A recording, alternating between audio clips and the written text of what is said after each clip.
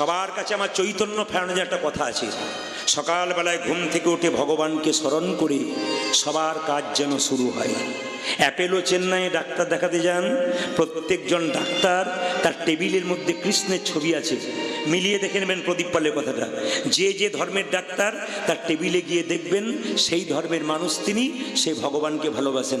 লজ্জা আমাদের একটু MA পাস করে গেলে আর হরিনাম শুনতে চাই না। লজ্জা আমাদের MA পাস করে একটা সামান্য চাকরি পেয়ে গেলে দেখবেন তখন ভাবে আমি রাজা হয়ে গেছি। অ্যাপেলো চেন্নাই চলে যান, বিখ্যাত লন্ডন ফেরত ডাক্তারগুলো সব টেবিলে কৃষ্ণের ছবি নিয়ে বসে আছে। বিরাট কোহলি যিনি আমাদের ছিলেন, যিনি আছেন এখন কি বিরাট ব্যাটসম্যান ভারতবর্ষের, তিনি দেখবেন নিরামিষ খান। আমাদের যিনি ক্যাপ্টেন তিনি কি রোহিত শর্মা, তিনি পর্যন্ত নিরামিষ খান, তার স্ত্রী নিরামিষ খান। বিখ্যাত বিজ্ঞানী আইনস্টাইন তিনি পর্যন্ত নিরামিষ খান। লজ্জা লাগা উচিত আমাদের। সামান্য পড়াশোনা করে একটা চাকরি পেয়ে গেলে আমরা নিজেকে কি ভেবে যাই, আমরা হরিনাম করতে পারি না।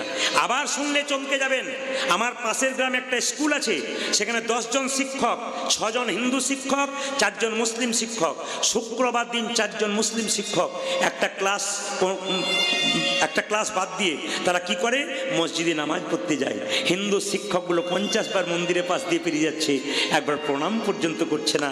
ওরা শিখিয়ে দিচ্ছে আমরা শিক্ষিত হতে পারি, আমাদের ধর্মটাকে ঠিক রেখেছি। যিনি আমাদের প্রধানমন্ত্রী ছিলেন মনমোহন সিং, বলুন তো নিজের ধর্মের পাগড়িটাকে খুলেছিলেন? এত বড় প্রধানমন্ত্রী খুলেছিলেন? ওটা উনি ধর্মের প্রতীক। ওই জন্য আপনাদের কাছে নিবেদন রইল, নিজের ধর্মকে কেউ ছাড়বেন না, প্রত্যেক ধর্মকে সম্মান দেবেন। মুকুন্দ সরকার গোপীনাথের ভজন করছে আর নবাব হোসেন সাহেব বলছে বাবা মানে ফকির সেজে গিয়ে বলছে, দেখি আমি বড় গরিব মানুষ, আমার নাম হোসেন ফকির, একটু দাঁড়াই সামনে। যখন সামনে গিয়ে দাঁড়িয়েছে তখন মুকুন্দ সরকার কি গাইছে দেখুন সকালবেলায়, হে গোপীনাথ, আমি তো তোমাকে সোনার মন্দির তৈরি করে দিতে পারবো না, আমার তো সে টাকা নাই। ওগো গোপীনাথ, আমি তোমাকে মন্দিরে রাখবো। নবাব হোসেন শাহ মনে মনে ভাবছে, ওগো এতক্ষণে আমি বুঝতে পারলাম গো, বলে কি, এতক্ষণে বুঝতে পারলাম যে সকালবেলায় তুমি ভগবানের ভজনা করো, তারপর চিকিৎসা করো, এই যে তোমার রোগ ভালো হয়। একবার মন দিয়ে শুনি তুমি কি বলছো। নবাব শুনছে ফকির সেজে আর মুকুন্দ গাইছে। আপনাকে ডাকছি, এই যে চশমা পরে আপনাকে ডাকছি, এদিকে শোন, আপনাকে চশমা পরে। এদিকে শোন। না না, আপনাকে নয়, মুকুন্দ সরকার ডাকছে নবাবকে। মুকুন্দ, এই তো আপনি গুটি কয়েক ভক্তের মধ্যে উঠলেন, 10,000 লোকের মাঝে 2 একজন উঠে যায়, আমাকে ডাকছেন? বলে না না, মুকুন্দ সরকার নবাব, এই যে আপনাকে ডাকছি চশমা পরে। নবাব তো ফকির সেজেছে, আমাকে ডাকছে বাবু? বলে হ্যাঁ, আমার নাম হোসেন ফকির। বলে কোনো অসুবিধা নেই, তোমার চিকিৎসা হবে, মুসলমান হিন্দুর কোনো ব্যাপার নাই। কি হয়েছে তোমার? খুব পেটে ব্যথা, ডান দিকে খুব ব্যথা। বেশ ঠিক আছে, এক কাজ করো, তোমার জামাটা খুলে ফেলো তো। নবাব মনে মনে ভাবছে আমি এত বড় বাংলার নবাব, জামা খুলতে বলছে, রোগ যদি ভালো না হয় দেখবে বেটা আমি কে এসেছি। কি ভাবছো? আর জামাটা খুলে ফেলো। যে না জামাটা খুলে ফেলেছে, এবার মাটির বারান্দাতে গড়াগড়ি দাও। নবাব মনে মনে ভাবছে কালের কাল, বর্ষাকাল, হরিণে চাটে বাঘের গাল, নেহাত বেকায়দায় পড়েছি, রোগ যদি ভালো না হয়। ভাবছ কি? আরে গড়াগড়ি দাও। যেই না গড়াগড়ি দিয়েছে অমনি মুকুন্দ সরকার নবাব চমকে উঠেছে। কবিরাজ কি তোমার এখানে ওষুধ দেওয়া থাকে নাকি? বলে কেন? যেই না আমি গড়াগড়ি দিলাম অমনি আমার অর্ধেকটা পেটের রোগ ভালো হয়ে গেল। মুকুন্দ বলল, সবাইকে দিতে দিতে এক একটু পড়ে গেছে, তোমার হয়তো কাজে লেগে গেছে। দেখি হাঁ করো তো। যেই না নবাব হাঁ করেছে, মুকুন্দ সরকার আসল ওষুধটা দিয়েছে আর নবাবের পেটের রোগ ভালো হয়ে গেছে। আসলে তা নয়, ভক্তপদ ধুলি আর ভক্তপদ জল, ভক্তপদ ভক্ত শেষ হয় 3 মহা। আমি কয়েকদিন আগে একটা আসলে গান গাইছিলাম। কলকাতা থেকে 3টি মেয়ে, হুগলিতে একটা বাড়িতে গান হচ্ছে এরকম, 3টি মেয়ে 4 চাকাতে গেছে। আমাকে বাসাতে গিয়ে পরিচয় করলো, দেখলাম 3 জনে 3টে গোপাল নিয়ে গেছে আমাকে দেখা করতে। তো জিজ্ঞেস করলাম গোপাল কেন? বলে একে নিয়েই তো সংসার করি, ইনি তো আসল সন্তানের মতো ভালোবাসি। বাহ, খুব ভালো কথা। কীর্তন শুনতে এলো, 3টে গোপালকে সামনে রেখে 3টি মেয়ে সামনে বসেছে। কীর্তন শেষ হয়ে গেল, সবাই চলে যাচ্ছে। ওই 3টে মেয়ে কি করছে, নতুন শাড়ি পরে ধুলোতে গড়াগড়ি দিয়ে শুয়ে আছে। আমি ও জিজ্ঞেস করলাম কায়দা করে, আচ্ছা দিদি তোমার শাড়ি ময়লা হয়ে যাবে না, তুমি ধুলোতে গড়াগড়ি দিচ্ছ?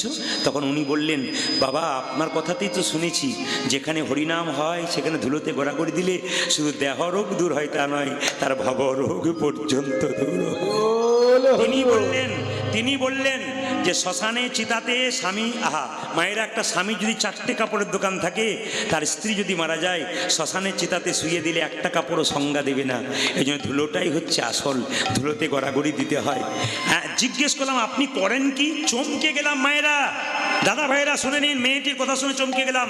বলছে আমি কলেজে পড়াই, কলেজের প্রফেসর, একজন কলেজের লেকচারার প্রফেসর অধ্যাপিকা, সে কত টাকা বেতন, সে কেন কীর্তন শুনবে? বাচ্চাটাকে কোলে নিয়ে কীর্তন শুনতে শুনতে মাঝে মাঝে গড়াগড়ি দিচ্ছে। অবাক হলাম, চৈতন্য জেগেছে। একটা মেয়েকে জিজ্ঞেস করলাম তুমি কি করো? বলে আমার স্বামী দাঁতের ডাক্তার, আমিও। বাহ, ধন্য করেছে জীবনকে। আর একটা মেয়েকে জিজ্ঞেস করলাম তুমি কি করো? বলছে আমি বিউটি পার্লারে কাজ করি। আমি বললাম আমিও তো বিউটি পার্লারে কাজ করি। উনি বললেন তাহলে কি কীর্তনের ফাঁকে ফাঁকে আপনি করেন? বললাম না না, আমি কীর্তন করতে করতেই করি। বলে বুঝলাম না। বললাম তুমি বিউটি পার্লারে কাজ করে লোকের বাইরেটা সুন্দর করার চেষ্টা করো, আর আমি হরিনাম নামক বিউটি পার্লারে কাজ করে ভক্তের হৃদয় মন্দিরটাকে সুন্দর করে। সবাই লক্ষ্য করুন মায়েরা, মুকুন্দ সরকারের ওষুধ যখন নবাব ভালো হয়ে গেল, চিৎকার করে বলল মুকুন্দ। মুকুন্দ বলে উঠলো, কার এত বড় সাহস যে আমার নাম ধরে ডাকলো? নবাব বলল, আমি সারা বাংলার নবাব হোসেন শাহ। নবাব আপনি? হ্যাঁ, আমি তোমাকে পরীক্ষা করতে এসেছিলাম তুমি কত বড় কবিরাজ। সত্যি তুমি বড় কবিরাজ, তোমাকে এখানে রাখবো না, তোমাকে মালদাতে আমার গৌড়ে নিয়ে চলে যাব। রাত্রিবেলায় মুকুন্দ মহাপ্রভু মন্দিরে কাঁদছে। দেখুন মায়েরা, আমি কিন্তু গোটা কথাগুলো লীলার উপরে বেশ করে চলছি। একবার লীলাটাকে টেনে টেনে নিয়ে যাচ্ছে, আপনারা সবাই লক্ষ্য করছেন। একবার লীলার মধ্যে যাচ্ছি, লীলার মধ্যে তত্ত্বের মধ্যে, সবাই লক্ষ্য করুন। মুকুন্দ কবিরাজ রাত্রিবেলায় মহাপ্রভু মন্দিরে স্বপ্ন দিলেন, চিৎকার করে বললেন, প্রভু তুমি বলে দাও, আমি তো মুসলমানের চিকিৎসা যাইনি, আমি তো মুসলমানের বাড়িতে যেতে চাইনি, আমি কেন মুসলমানের বাড়ি যাব? রাত্রিবেলায় মহাপ্রভু আকাশবাণী করে বললেন, মুকুন্দ ঈশ্বর যা করে তা, জোরে বলুন না, আপনাদের জোরে বলতে হবে, ঈশ্বর যা করে তা। দাঁড়ান দাঁড়ান দাঁড়ান, এইখানেই মজা আছে। ঈশ্বর যা করে তা, এখন যদি জল নেমে যায় ঈশ্বর যা করে তা, আপনারা তো মঙ্গলের জন্য বলছেন না, যে করছে তার কী অবস্থা হবে? আবার শুধু তাই নয়, দেখবেন আপনার ছেলে যদি পরীক্ষাতে ফেল মেরে দেয়, তারপর কেউ যদি বলে ঈশ্বর যা করে তা মঙ্গলের জন্য করে, দেখেন একবার কী অবস্থা হয়। তখন বলবেন তো ঈশ্বর যা করে তা মঙ্গলের জন্য করে, হবে না? আবার তুমি যদি কেউ পাস করে যায় না নাম্বার পেয়ে, ঈশ্বর যা করে তা যা বলেছেন, ঈশ্বর যা মঙ্গল করে। মানে আমরা ভালো হলেই মঙ্গল, আর ভালো না হলে নেতাই গৌর হরি বল। এই জন্য একটা প্রমাণ দিয়ে দিই মায়েরা, যে যেখানে আছেন, মুকুন্দ সরকার রাত্রিবেলায় গেলেন কার সঙ্গে? নবাবের বাড়িতে। আকাশবাণী হলো, মহাপ্রভু বলেন, মুকুন্দ তুমি চলে যাও নবাবের বাড়ি, ঈশ্বর যা করে তা মঙ্গলের জন্য করে, একদিন ঈশ্বর তোমাকে কৃপা করি। সবাই মাথায় কাপড়টা নিন। মুকুন্দ সরকার গেল নবাবের বাড়ি। কোথায় গেল? মালদাতে। মালদাতে গিয়ে নবাব বলল, মুকুন্দ তুমি কি চাও? বলে তুমি তো মুসলমান, আমি তো হিন্দু, তোমার এখানে একটা গোপীনাথের মন্দির তৈরি করো, এখানে আমি হরিনাম করব আর গরিবের চিকিৎসা করব আর জীবের দ্বারে হরিনাম দেবো, রাজি আছো? নবাব বলল, কোনো অসুবিধা নেই, আমি মুসলমান হতে পারি, তুমি হিন্দু হতে পারো। মুসলমান মানে কি? মুসলমানের সৎ, মান মানে ইমান, সৎ ইমানদার মুসলমান। তিনি কে? নবাব হোসেন শাহ। তিনি বললেন, ঠিক আছে, গোপীনাথের মন্দিরে তুমি গোপীনাথের পুজো করো। আর মুকুন্দ সরকার পুজো করছে, আর নবাব দেখছে পুজোটা সকালবেলায়। একটু লক্ষ্য করুন, তাকে হাওয়া করছে দুপাশে দুটো ছেলে, কিসের পাখা দিয়ে? না, তাল পাতার পাখা দিয়ে। তার মধ্যে কোন পাখির পালক ছিল? ময়ূরের পালক। আমি একটু পর জিজ্ঞেস করবো কিন্তু কি পাখি, কি পাতা দিয়ে করছিল মা হাওয়া? জোরে বলুন। তাল পাতা। আর তার মধ্যে কোন পাখির পালক ছিল? ময়ূরের পালক। সবাই মাথায় কাপড় নিয়ে করো জোরে বসুন। এটা হচ্ছে যদুনাথ দাসে একটা পদাবলী, রূপের পদাবলী। এরপরে রাস হবে তো, ওই জন্য মাঝে একটা রূপের পদাবলী ঢোকালাম। কানু মানে কি কৃষ্ণ, বিনোদ মানে কি সুন্দর, গোবিন্দের সব সুন্দর। ও তার বিনোদ বিনোদ তিলক, বিনোদ বিনোদ সাজে, বিনোদ বিনোদ বিনোদ বিনোদ সাজে। একটা কথা বলে রাখি, বিনোদ ললাটে মানে ললাট মানে কি? কপাল। আর বিনোদ মানে কি? সুন্দর। আচ্ছা, কিছু মনে করবেন না, আপনার কীর্তন শুনতে এসছেন, আপনাদের কপালে অনেক কি আছে? সিঁদুরের টিপ আছে, খুবরি ভাব হয়ে গেল। সিঁদুরের টিপ আছে, ফল হয়ে যাচ্ছে। সিঁদুরের টিপ আছে আছে তো, কিন্তু আপনারা কি করবেন, ললাটে একটু তিলক নেবেন। আমাদের হিন্দুদের সবচেয়ে লজ্জার ব্যাপার, আপনাদের এলাকাতে নেই, আমাদের ওই এলাকাতে আছে। আমার পাশের বাড়ি একটা মেয়ে 25 বছর বয়স, ও তিলক মালা করে কেন জানেন, ওর বাবার বংশে আছে, এখানে সে শ্বশুর বাড়িতে করে। ওর বাচ্চা হয়েছে একটা 3 বছরের বয়স, ওকেও নিরামিষ খায়, ও নিরামিষ খায়। পাড়ার মেয়েগুলো বরাবরই করে, বাবারে দিদি হারানের বইয়ের কি ঢং, দিদি তিলক মালা এখন থেকে করেছে ভগবান বোধই। না না, এইটা সবচাইতে লজ্জা। হল্ট হয়ে গেল ভাই, মাইকম্যান হল্ট হয়ে গেল। হল্ট, হল কাকে বলা হয়? হল মানে হল ঘরে করলে হুম হুম করে সেরকম হচ্ছে, জানি তাই। সবাই লক্ষ্য করুন, সবাই মায়েরা লক্ষ্য করবেন। তিলক নিতে হবে, কিন্তু তিলক আমি যেমন নিয়েছি আপনারা নিতে যদি না পারেন লোকে ঠাট্টা করে। শাস্ত্র কি বললো, মানে একটু হাত দিতে বললাম আর উল্টো করে বসে রইল। জয় হরে কৃষ্ণ। সবাই লক্ষ্য করবেন, তিলক নিতে গেলে সবাই লক্ষ্য করবেন, আমার মতো তিলক নিতে হবে তা নয়। শাস্ত্র বলেছে এই হাতে জল নেবেন, জল তিলক করে নেবেন। কিরকম জল তিলক, এই আঙ্গুলে করে হরে কৃষ্ণ কৃষ্ণ কৃষ্ণ হরে হরে, হরে রাম রাম রাম। কেউ দেখতে পাবে না, কিন্তু আপনার তিলক হয়ে গেল, আপনি লাভবান হয়ে গেলেন। আর যদি মনে করেন যে একটা টিপ নেব, কেউ দেখবে, যদি ভক্ত হয়ে যায়, তা তুলসী গাছের গোড়াতে জল দেবেন, যে মাটিটা কাঁচা মাটি রয়েছে না, ওই মাটিটা এই আঙ্গুলে করে তুলবেন। প্রশ্ন করবেন এই আঙ্গুলটাতে নেব কেন, বলছে এটা হচ্ছে বৃদ্ধাঙ্গুষ্ঠী, এটা হচ্ছে তর্জনী, এটা মধ্যমা, এটা অনামিকা, এটা কনিষ্ঠা। তাহলে অনামিকা মানে কি, যার নাম নেই তা নয়, অনামিকা মানে বিষ্ণুর আঙ্গুল। একটা তুলসী পত্র দেবেন এই আঙ্গুলে, একটা বাতাসা দেবেন এই আঙ্গুলে। ভগবানের আঙ্গুল হচ্ছে এইটা, মাথায় রাখবেন, এইটা এই আঙ্গুলে দেবেন। আপনারা বলবেন দেখি, যখন মুকুন্দ সরকার কীর্তন গান গাইছিল, তখন পেছন থেকে একজন দাঁড়িয়ে দাঁড়িয়ে দেখছিল, তার নাম কি জেনে বলুন? নবাব হোসেন শাহ। তাকে কোন পাতা দিয়ে হাওয়া করা হচ্ছিল জোরে বলুন? বাহ, খুশি। কোন পাখির পালক ছিল? যখনই মুকুন্দ সরকার গান গাইছে, নবাব দাঁড়িয়ে আছে, হঠাৎ নবাব পেছন থেকে বলেছে মুকুন্দ। আর মুকুন্দ যেই না নবাবের দিকে তাকাতে গেছে, অমনি ময়ূরের পালক দেখে চিৎকার করে বলে উঠেছে, হে কৃষ্ণ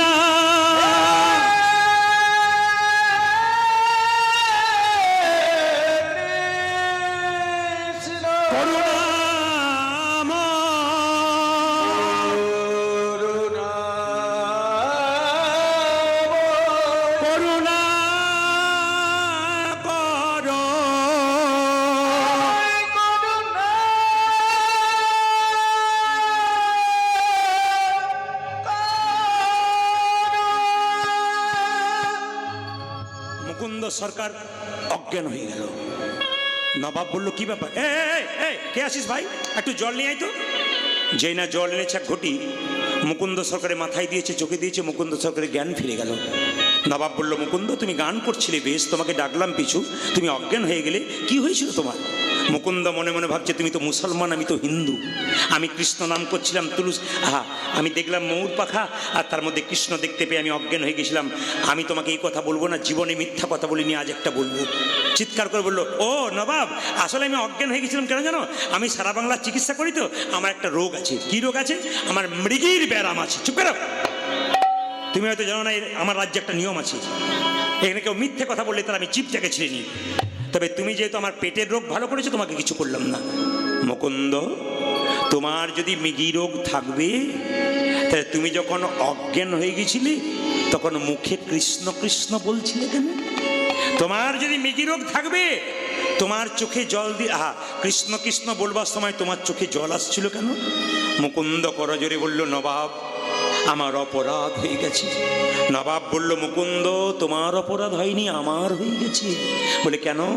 তোমার মতো কৃষ্ণ ভক্তকে আমার কেনা গোলাম মনে করে আমি ভুল করেছি। এ জগতে যারা কৃষ্ণ ভক্ত হয়, কারো কেনা গোলাম হয় না। ওগো মুকুন্দ, তুমি যেহেতু আমার পেটের রোগ ভালো করেছো, তোমাকে কিছু বলবো না, তুমি চলে যাও, শ্রীখণ্ডে ফিরে যাও। আর তুমি একটা কাজ করবে কি জানো? শ্রীখণ্ডে ফিরে গিয়ে তোমাকে গোটা শ্রীখণ্ডটা লিখে দিলাম, তোমার যাতে কোনো অভাব না থাকে, তুমি একটা গোপীনাথের মন্দির তৈরি করবে। তবে হ্যাঁ, এই অধম নবাবের যদি কোনোদিন রোগ হয়, তুমি যেন নবাবকে দেখে যাও। মুকুন্দ সালাম করে বলল, নবাব আমি নিশ্চয় আসবো। তুমি আমাকে গোটা শ্রীখণ্ডটা লিখে দিলে? বলছে হ্যাঁ, ঈশ্বর যা করে তা মঙ্গলের জন্যেই করে। এই যে আজকে হরিনাম যারা শুনছেন, ঈশ্বর যা করে তা জোরে বলুন মঙ্গলের জন্যেই শুনছেন। আজ একটা দামি তথ্য আপনাদের দেখি জানিয়ে দিয়ে যাই। মাইকম্যান আরও গন্ডগোল করে ফেললো আর কি, যা ছিল। তো যাই হোক, যখনই কোনো মাইক করবেন সাবধানে করবেন। কেন? শিল্পী থাকে অনেক পরপর, তাকে তাজা হতে হবে। উনুন ছেড়ে কোনোদিন যায় না কেউ, মাইক ছেড়ে কোথায় চলে যাচ্ছে কেউ খুঁজে পাওয়া যাচ্ছে না। 3টে লোক এসছে, 3জন 3 দিকে ঘুরে বেড়াচ্ছে। কিন্তু মাইক ম্যানকে সবসময় ওখানে বসে থাকতে হবে, ওর একটা দায়িত্ব। তুমি পয়সা নিয়েছো, এখানে দায়িত্ব করে বসে থাকতে হয়। যেটা বলুন, রাধা রানী কি, শ্যাম সুন্দর কি, মদন মোহন কি, হরিবাসর কি, সাধুগুরু বৈষ্ণব কি। মাইরা, আগামী 10ই অঘ্রাণ রাস পূর্ণিমা। আপনারা যারা কীর্তন শুনছেন, আমি জানি আপনারা ভক্ত। আজকের দিনটা কিন্তু একটা বিরাট বিরাট দিন। কি বলুন তো? উত্থান একাদশী। কত সুন্দর দিনে উনি নামটা করিয়েছেন, চিন্তা করবেন। কার মতে করিয়েছেন জানি না, কিন্তু দারুণ মতে করেছেন। আজকে উত্থান একাদশীর দিন। আজকের দিন থেকে যারা একাদশী করে না মা, আজকের দিনে একাদশী ধরা শুরু করতে হয়। বেশ, যারা করেছেন তারা ভালো করেছেন, যারা করেন নাই পরবর্তীতে আরম্ভ করবেন। রাস পূর্ণিমা আগামী 10 অঘ্রাণ। প্রত্যেকটি হিন্দুর বাড়িতে কতগুলো কাজ দরকার আছে মাথায় রাখবেন, একটা একটা করে বলবো। রাস পূর্ণিমা আসতে, রাস পূর্ণিমা মানে কি? আকাশের চাঁদ পূর্ণ হয়ে থাকে সেই দিন হচ্ছে রাস পূর্ণিমা। শরৎকালে একটু পরে রাস হবে, আপনার শ্রবণ করবেন। রয়াকার দন্তস্ব রাস, রয়াকার তালবস্য রাস, রয়াকার মধ্যনস্ব রাস। রয়াকার মধ্যনস্ব রাস মানে ঘোড়ার যে রাস, লাগাম। আর রয়াকার তালবস্য রাস মানে চাষিরা ধান জড়ো করে না, যে রাস করে ওটা রাস। আর রয়াকার দন্তস্ব রাস মানে ভগবান শ্রীকৃষ্ণ যে রাস করেছিলেন সেই রাস। সেখানে হল্লিস নৃত্য বা হল্লিসা নৃত্য বলা হয়। কোথাও কোথাও দেখা যায় হল্লিস নৃত্য বলছে, কোথাও হল্লিসা নৃত্য। বজগোপীদের সঙ্গে নৃত্য করেছিলেন। জেনে নিন, আমাদের হিন্দুদের কিছু উৎসব আছে যার পেছনে যাত্রা লেখা আছে। দেখবেন, রাস যাত্রা, জোরে বলুন হ্যাঁ না না। আর কি লেখা থাকে? ঝুলন যাত্রা লেখা থাকে না, দোল যাত্রা, রথযাত্রা। যে উৎসবের পেছনে যাত্রা থাকে, ভগবান সেদিন মন্দিরে থাকে না, মন্দির থেকে বেরিয়ে আসে। রথযাত্রার সময় ভগবান কোথায় বেরিয়ে আসে? জোরে বলুন। একবারে মন্দির থেকে বেরিয়ে। কেন? ভক্তদেরকে দেখা দেওয়ার জন্য তিনি বেরিয়ে আসেন। দোলযাত্রার সময় হোলি খেলার জন্য বেরিয়ে আসে। রাসযাত্রার সময় বজগোপীদের নৃত্য করার জন্য বেরিয়ে আসে। তো সবাই শুনে নিন, রাস পূর্ণিমার দিন সকালবেলায় কে কি করবেন মন দিয়ে শুনুন। ইউটিউবের মাধ্যমে শুনতে পাবেন। কীর্তন ইন্ডিয়া আমার একটা চ্যানেল এখানে এসেছে, কীর্তন ইন্ডিয়া সার্চ করবেন আপনারা। আগামীকাল পরশুর মধ্যে দেখবেন এই তথ্যগুলো সুন্দর পেয়ে যাবেন। কি লেখা থাকবে?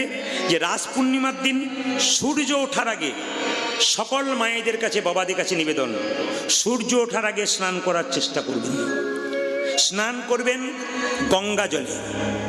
যদি গঙ্গা জল না পান, পুকুরের জল, নদীর জল, তা যদি না পান, বাথরুমের জলে স্নান করবেন। হরে কৃষ্ণ মহামন্ত্র বলতে বলতে শেষে একটু গঙ্গা জল মাথায় ছিটিয়ে নেবেন। যদি গঙ্গা জল না থাকে মায়েরা, তবে গঙ্গা গঙ্গা বলে মাথায় 3 বার ঠেকাবেন। ভালো করে শুনবেন, প্রত্যেকটি শাস্ত্রের কথা। এইবার আপনি কি করবেন মা? বাড়িতে যে গোপাল আপনার আছে বা রাধাকৃষ্ণ আছে, কিংবা রাধাকৃষ্ণের ছবি আছে, আপনি গঙ্গা জল দিয়ে বা দুধ দিয়ে রাধাকৃষ্ণকে একটু কি করবেন? ধুয়ে মুছে পরিষ্কার করে দেবেন। একটি মালা নিজে গেঁথে গোবিন্দের গলায় পরাবেন। যদি নিজে গাঁথতে না পারেন, দোকান থেকে কিনে এনে জল দিয়ে ধুয়ে ভালো করে পরাবেন। কৃষ্ণের অষ্টোত্তর শতনাম, ছোট বই পাওয়া যায়, কৃষ্ণের অষ্টোত্তর শতনাম সেদিন পাঠ করবেন সকালবেলায়। যদি পাঠ করতে না পারেন, হরে কৃষ্ণ মহামন্ত্র বললেও ভগবান খুশি হয়ে যায়। ভগবান রাস পূর্ণিমার দিনে 2টো খাবার খেতে ভালোবাসে। দুধের খাবার, একটা দুধের পায়েস, একটা দুধের পিঠে। যদি সম্ভব হয় সেদিন দুধের পায়েস করবেন, দুধের পিঠে করবেন, ভগবানের চরণে দেবেন। যদি তাও না পারেন, 2টো তুলসী পত্র গোবিন্দের চরণে দেবেন, একটু বাতাসা দেবেন, ভগবান তাতেই খুশি হয়ে যাবে। ভক্তের ভগবান, ভক্তির ভগবান, শুধু ভক্তি দিয়ে ভজন করবেন। এইবার বলে যায় মায়েরা, যে যেখানে বসে আছেন মন দিয়ে শুনবেন। রাস পূর্ণিমার দিনে সারাদিন হরিনাম করবেন। সেই দিন একবার হরিনাম করলে 1000 গুণ ফল লাভ করবেন। সেদিনটা একটা বিরাট মাহাত্ম্য আছে। সেই দিনটার মাথায় রেখে আপনারা হরে কৃষ্ণ নামটা বহুবার করবেন, অনেকবার করবেন। সেদিন শুভ্র পোশাক পরবেন, লাল পেরে সাদা শাড়ি পরবেন। যদি না পারেন তো আপনি শুভ্র পোশাক পরবেন। পোশাক নতুন পোশাক পরলে ভালো, না পারলে এরকম পোশাকই পরবেন, ধোয়া মোছা। এইবার লক্ষ্য করুন, সেই দিন কিছু টোটকা আছে, আমি আপনাদের বলে যাই, খুব মন দিয়ে শুনবেন। রাস পূর্ণিমার দিনে স্বামী স্ত্রীতে যদি কোথাও অমিল আছে, খুব ভালো করে শুনবেন, খুব দামি কথা, স্বামী স্ত্রীতে যদি কারো অমিল আছে, মাঝে মাঝে আপনাদের মতের গণ্ডগোল হয়, ভালোবাসার সম্পর্কটা আস্তে আস্তে দূরে সরে যায়, এই রাস পূর্ণিমার দিনে একটা কাজ করবেন, আপনাদের সম্পর্কটা ভালো হবে।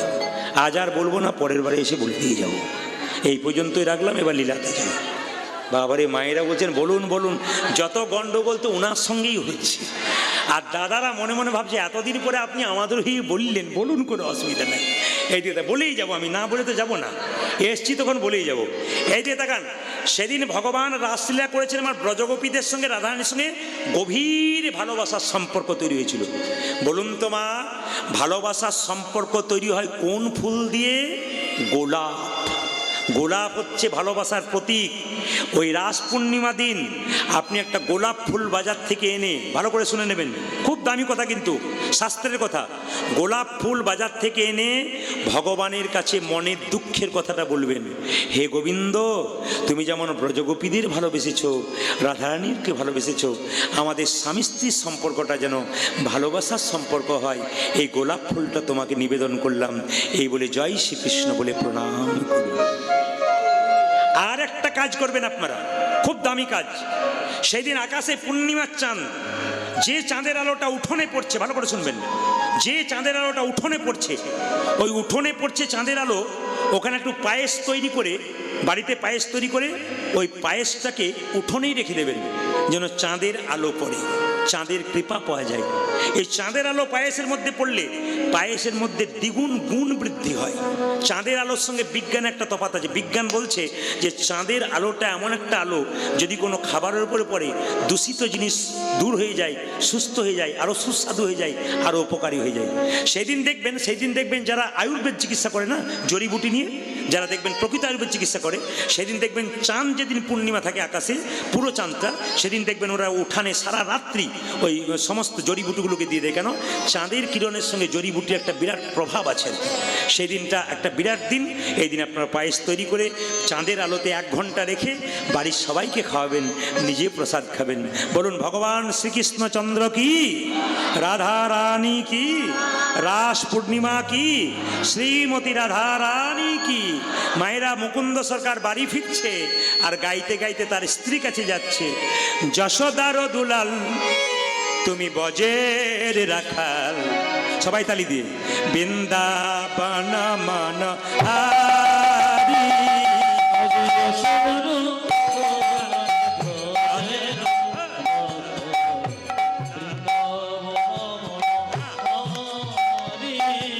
যশোদার দুলাল বজের রাখাল, বৃন্দাবন মন হারি। উলধ্বনি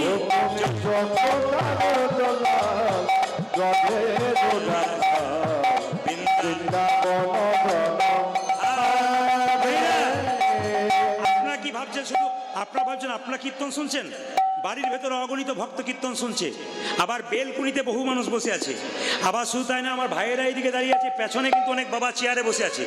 আপনারা ভাবছেন না যে আপনারা দেখছেন, তা নয়, পেছনে প্রচুর মানুষ বসে আছে, সবাই ভক্তি করে কীর্তন শুনছে হাততালি দিয়ে। যশোদার দুলাল বজের রাখাল, বৃন্দাবন মন হারি। উলধ্বনি যশোদার দুলাল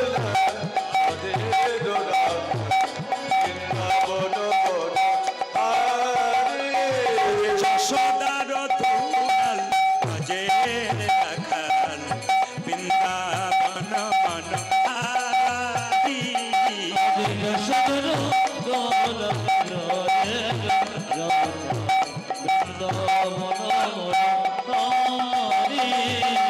গোপীজন বল্লভ রাধিকা রামন, গোপীজন বল্লভ রাধিকা রামন, গোপীজন বল্লভ রাধিকা রামন।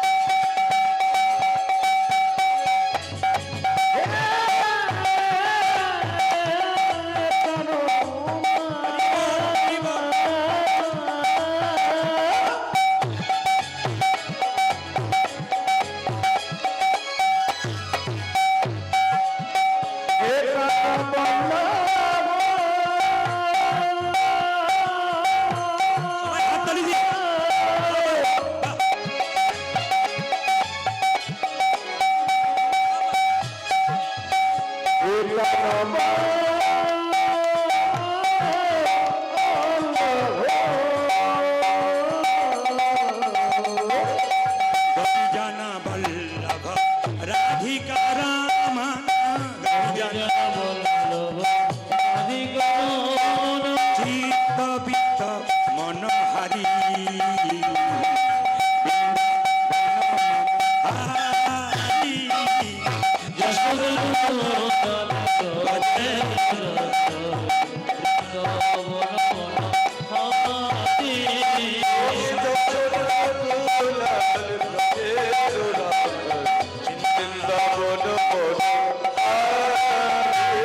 দেখা দাও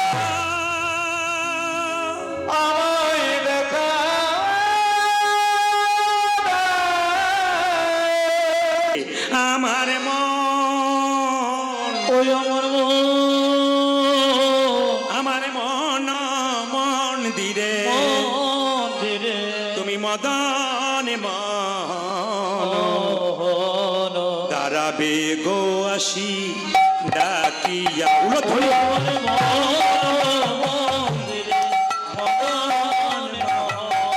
দাঁড়াবে মন মন্দিরে মদন মন দাঁড়াবে গো আসি ডাকিয়া উলো ধরি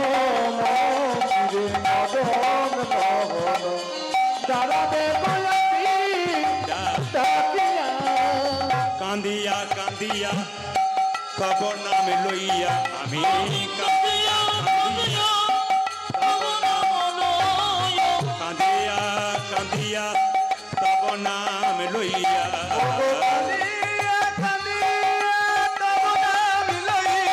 নয়ন জলে বুক ভাসায়া কান্দিয়া কান্দিয়া তব নাম লইয়া নয়ন জলে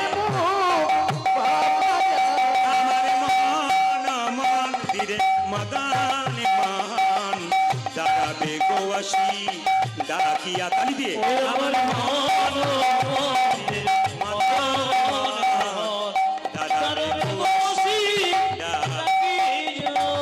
তাই ভগবান যখন চুপচাপ বসে আছেন মন্দিরে গোপীনাথ রূপে মুকুন্দ সরকার গাইছে ও তার বিনোদ ললাটে বিনোদ তিলক বিনোদ বিনোদ সাজে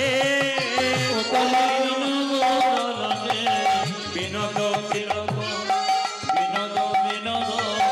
সাজে বিনোদ ধরি বিনোদ মুরলী বিনোদ ধরি বিনোদ মুরলী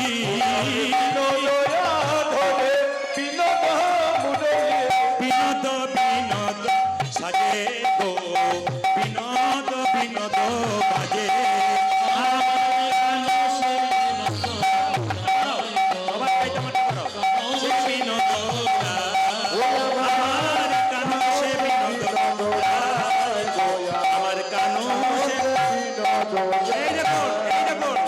বিনোদ গলাই বিনোদ মালা বিনোদ বিনোদ দোলে উলধ্বনি আমার বিনোদ গলাই বিনোদ মালা বিনোদ বিনোদ দোলে কোন বিনোদিনী বিনোদ গাথুনি কোন বিনোদিনী বিনোদ গেথেছে বিনোদ ফুলে গো গেথেছে বিনোদ আমার কানো সে বিনোদ রায় গো কানো সে বিনোদ আমার কানো সে বিনোদ রায় গো আমার কানো সে সবাই শুনি উনি মুর্শিদাবাদে গান শুনতে যান পদকর্তার পদ গাইতে গেলে একটু প্রণাম করতে হয়। সবাই একটু প্রণাম করুন ওগো যদুনাথি কয় বিনোদ নাগর বিনোদ কদম্ব তলে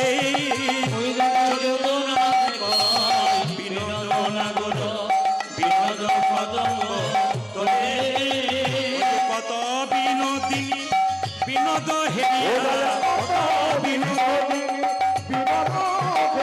কত বিনোদিনী বিনোদ হেরিয়া কলসি ভাসাইল চলে গো কলসি ধ্বনি আমার কানো সে বিনোদ রায় গো আমার কানো সে বিনোদ আমার কানো সে বিনোদ রায় গো আমার কানো সে বিনোদ